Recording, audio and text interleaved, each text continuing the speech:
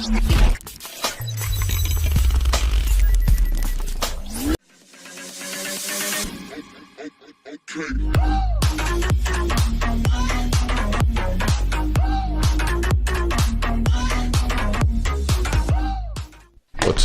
here it is, iPhone, pretty okay. Let's see what it says. iPhone 8 Plus. So they didn't get the naming right on this one, but no matter. You know, as long as the actual product inside is correct. So let's go ahead and unbox this guy, iPhone 8 Plus. That will be a real product, but it won't be the one with the vertical cameras. That's going to be the iPhone X model. Okay, and here it is. Ooh, definitely a little bit more accurate inside. We've got this. Still no Apple stickers. The day a clone comes with Apple stickers is the day I will cry on camera for the first time. And this guy feels solid. It feels very hefty. That's nice. The feeling of premium quality just because it's heavy. We've got our accessories here. Unfortunately, no bundled AirPods this year, but we do have these. I wonder, do these come with a lightning? Oh, they do. So I'm assuming this doesn't have a headphone jack either. All right, so that is the iPhone 8 packaging. Let's check out the actual product. So how do I get this out of here? They actually sealed it in, so I literally have to cut it out of here. Okay. All right, and please be good. Did they really seal it into both of these? Wow, airtight.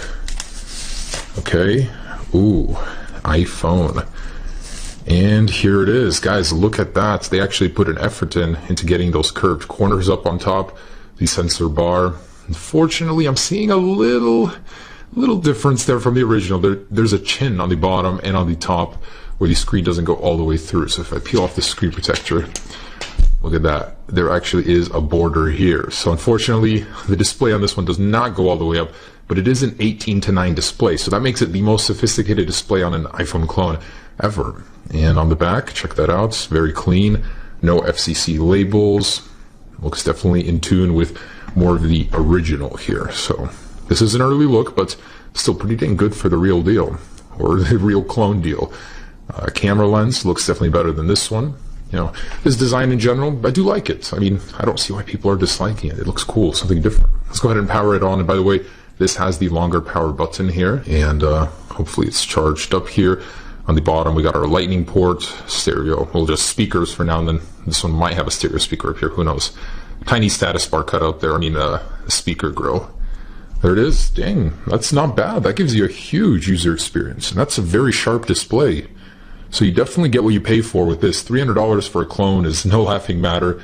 Let's see how the software does, though. Does it make up for the price? So build-wise, I definitely say it's definitely the most well-built clone I've felt.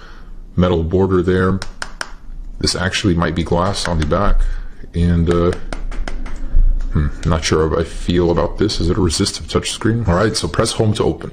They actually included a virtual on-screen home button on this guy, and as we saw in some of the earlier concepts, that is how you're going to operate the home button on this one.